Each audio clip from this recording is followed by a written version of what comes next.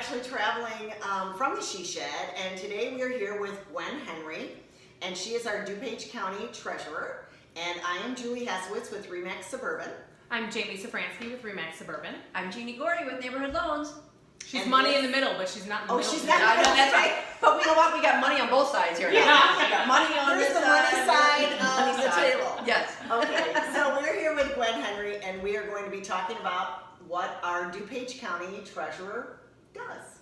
And about property taxes. Well, and we're talking about a lot of stuff, but let's start with Gwen, and Gwen, just give us a little snippet on what our DuPage County Treasurer does. It's actually a question I often get asked, and my office has two jobs, and it's kind of a split job. The first one is, and as a treasurer, you would think I handle money. Yeah. We do. We pay all the bills of the county and maintain all the bank accounts for the county, do the investing for the county. So that's one side of the office. Okay. And the second side of the office handles property taxes. And we bill and collect the property taxes, and this year is going to be about $2.9 billion that Wow. we're billing Wow. and collecting. So that takes a good bit of our time. We're getting the bills ready now, and they'll be going out shortly, but that takes a fair amount of time. How many people on average though are in your office? How many people you got working on this? Obviously there's you. We have 16, Okay. 16. Wow. so it's not a large office. Wow. Well, still, Yeah, a so lot of money for 16 people Well, we to get take a care lot of. done. 16 people get a lot done. Very Oh, efficient. Please. Okay.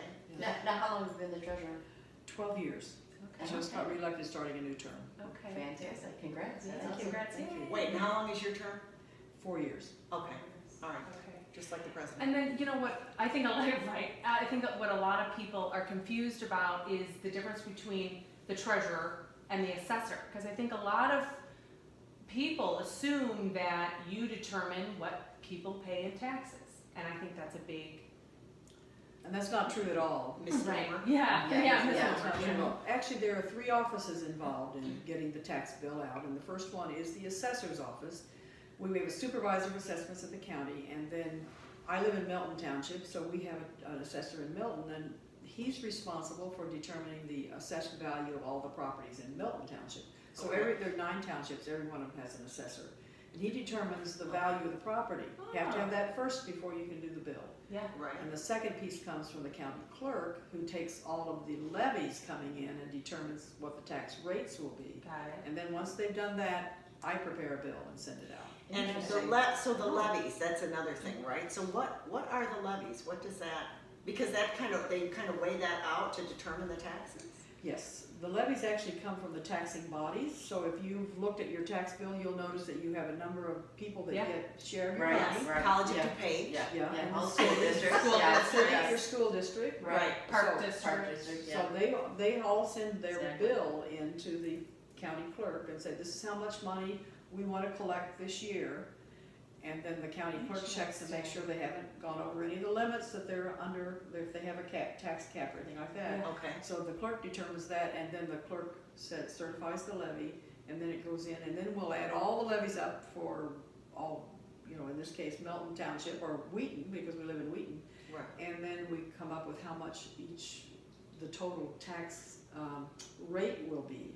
And then that is a factor then of the tax Oh, assessed that is- value. Look at that. That is A lot one of of, math. that is Yeah. one of, but that is one of the factors. Yeah, right. Yeah. Right. So there's 2 factors in determining your bill, the assessed value and the tax rate. Got Those it. 2 are what Okay. determines your bill. Got it. And Fascinating. is there a cap in DuPage County where your home can only go up so much per year? No. There is nothing. Same thing with Cook County. Okay.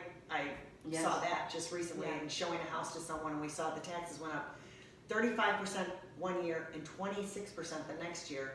Of course, they bought a house that had a senior freeze. I mean, they had a bunch of stuff going on there, but that was a Well, lot. that would affect, but Yeah. the only people that can see that their value will not increase is someone who has a senior freeze. And you have to be over 65 and income of 55,000 or less, then you apply for it. It doesn't say your taxes won't go up, it's just your assessed value will not go up. Got it.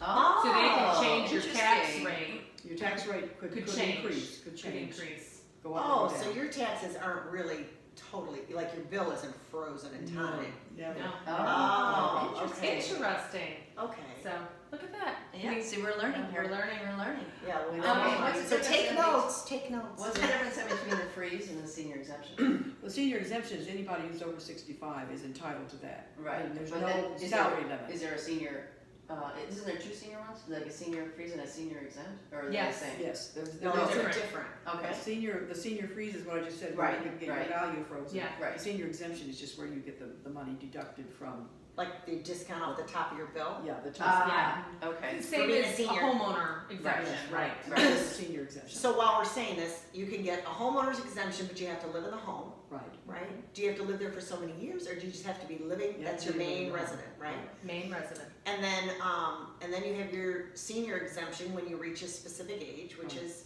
65. 65. And it only has to be one person of the, if there's a married couple and one's 65 and one's not, you only have to have one.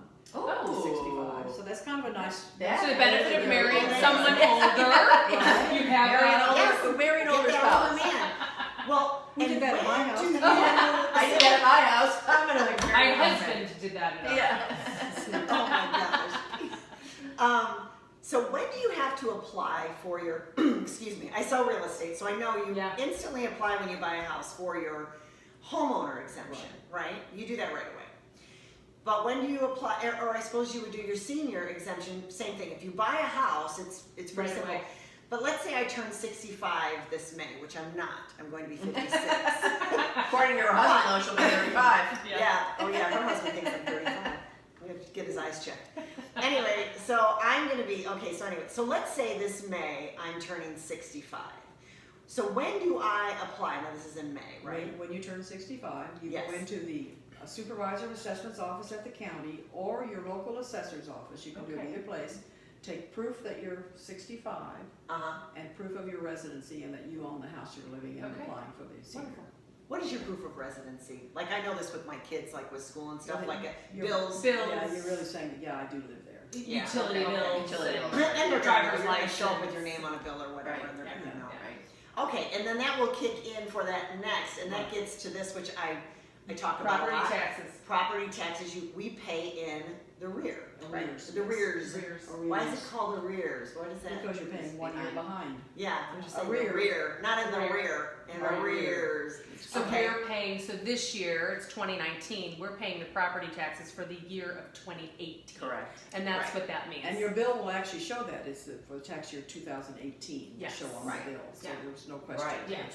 Which year you're paying for. Right. And you guys ought to know that very much do. when you're working on closings. Absolutely. And you have Yes. to, Yeah, Oh, and we well- get loans all the time Prorate. for escrowing and all that. Yeah. Well, right. for instance, when we list homes, we want to get the latest tax bill. Well, guess what? The tax bill is coming out on the treasurer's site Right? May 1st. When does it come out? May 1st. So May 1st, you could actually look up your taxes. You don't have to wait till that bill comes, you know, Yeah. and you can just look them up.